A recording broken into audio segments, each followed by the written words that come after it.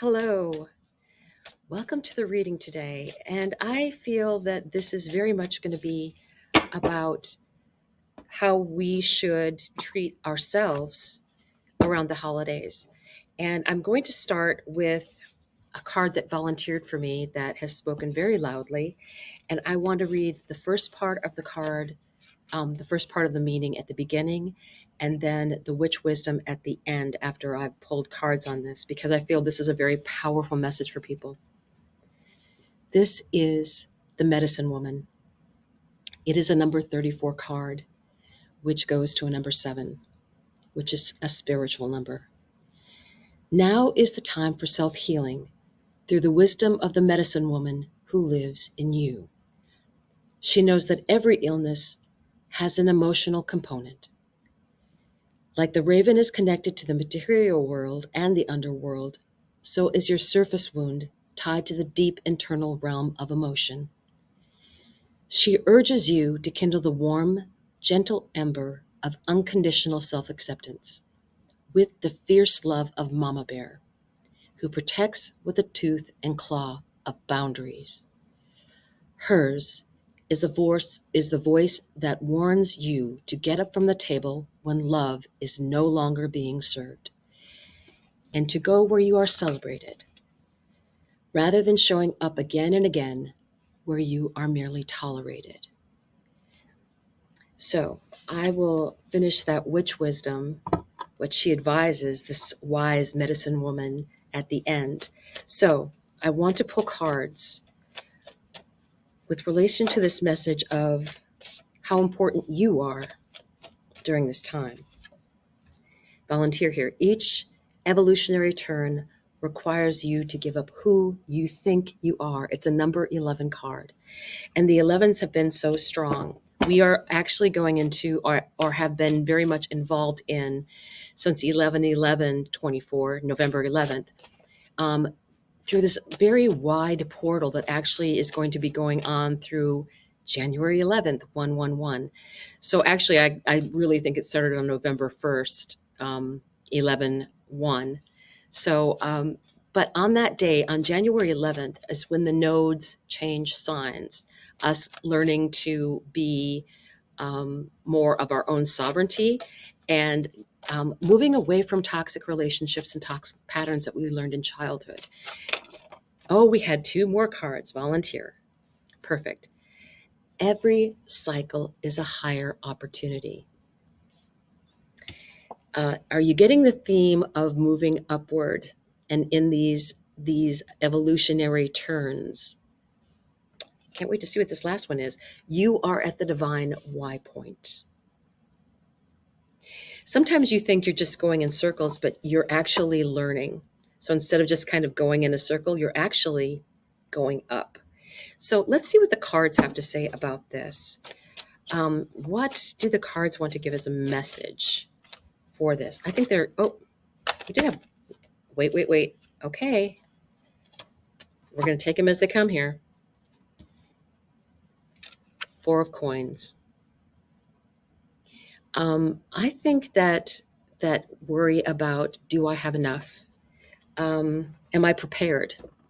It's on the bottom side of the deck. The Hanged Man. This is actually Sleeping Beauty in a story where she's amongst the roses, some things that are so beautiful but can be deadly, right? There's always 2 sides. The Hanged Man looking at things from a different perspective. The Chariot moving forward. And this is under every evolutionary turn requires you to give up who you think you are. I think that we're just moving forward. Every cycle is a higher opportunity. This is a little matchbox girl, 5 of coins. And she's left out in the cold here. But really, you may feel like that sometimes when you're around family, but I'm really thinking that you're not with the right tribe. You're not with the right vibration. Interesting. 6 of Cups. You're at the divine Y point. To me, it's let's go back and look at things from a childlike perspective. from childhood innocence. And um, the best lessons that you'll ever learn, I think, are learned in childhood. Be kind, be loving. Four of Swords. This is someone who was severely wounded, who needs healing, who's in pain. Page of Swords. Very young energy, very, sometimes out of the mouths of babes, right? I, I I'm worried kind of about this center reading because I feel it's very tough. I think it feels it's an blah, blah, blah, under number 13. Can't get the words out fast enough. Every cycle is a higher opportunity. What are you learning now? You're feeling left out in the cold. Okay, I'm gonna maybe do my own thing, set forth on my own path. Page of Swords, the people that are running away from home, right? And you are at the divine Y point. Page of Coins, so much young energy. Page of Coins, Page of Coins. So the very start of something, I'm getting a lot of childhood energy. The Fool, the beginning. Okay. The Two of Coins. What is your priority? How many things are you trying to juggle? This is King of Wands, very interesting vibrationally. Discernment. King of Wands is not discernment. That would be the King of Swords. This one to me, the King of Wands is that beautiful peacock that, I want it. It's the very cutting edge kind of energy, but the King of Wands is very attractive. What are you moving towards? This is interesting. What are you moving towards? What is the advice that is coming? I want to shuffle these back in here because this isn't, it seems like this is stuck energy on the underside, right? The Four of Coins, and then you have the Hangman looking at things from a different perspective. What can we do to change this energy? It's like some people just aren't very mature. I feel like there's all this immaturity here. Young, young, young, young, young. And then it's like you're making a decision. What is your priority? This woman, okay, she has children. She has a crop to take care of. She's got, she has to cook. She has to get everything done. But it's like, okay, what is my next step? What is my priority? What is the first thing that I need to take care of? And I feel like with that mama bear energy, and what this is telling me, it's yourself first. And why am I getting this message? This is about putting yourself first.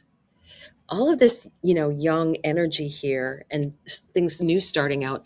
But in this particular picture, I want you to notice something.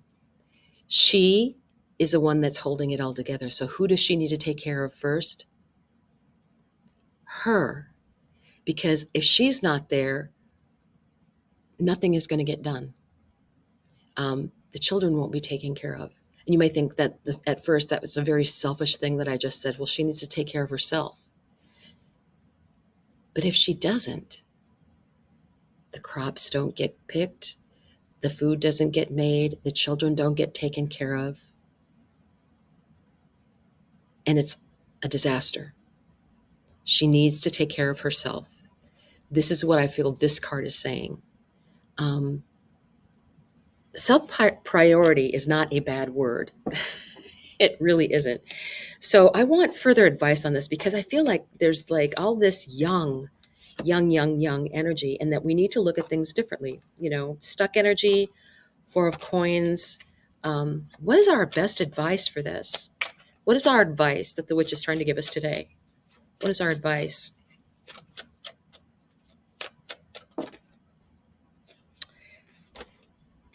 Four of Cups, fear of missing out, right? Three cups is spilled, one remains. Eight of Wands, messages coming in. Let me see what else comes up here. Death. Oh my goodness. Pluto. Death is the Pluto card. And what does death really symbolize? It means that Pluto is going to make space for something, for you, for your greatest and highest good. And at the time, you may think it is just horrible, but um, you'll find out in the end that you will have grown and it'll be a huge blessing for you. So I really feel that's very interesting energy for me. Four of Cups, Eight of Wands, and then Death. Four of Cups, fear of missing out. The Eight of Wands, fast paced moving messages coming in. Things are going to be happening quickly, right? And who knows what is on the other side of the curtain. It is best when things are involving Pluto, and Pluto just moved into Aquarius for the next 20 years, right?